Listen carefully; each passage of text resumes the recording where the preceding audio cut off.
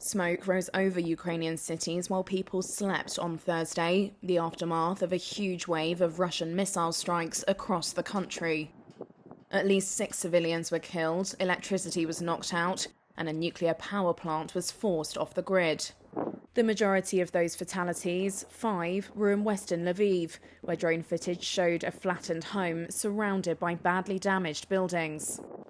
A body in a black bag was carried out of the rubble.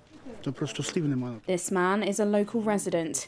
This is horrible, he says. Russia is a calamity.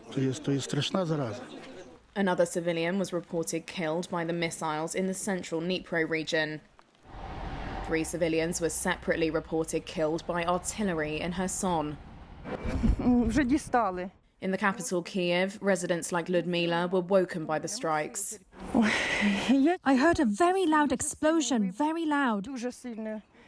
We quickly jumped out of bed and saw one car on fire.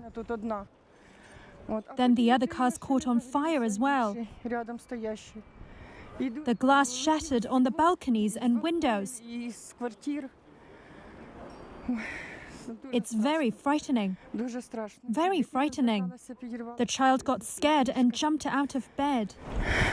The first big volley of missile strikes since mid-February shattered the longest period of comparative calm since Moscow began a campaign to attack Ukraine's civil infrastructure 5 months ago. Moscow says its campaign of targeting Ukraine's infrastructure far from the front is intended to reduce its ability to fight. Russia's defense ministry said the, quote, massive retaliatory strike on Ukrainian infrastructure was payback for a cross-border raid last week on a Russian village.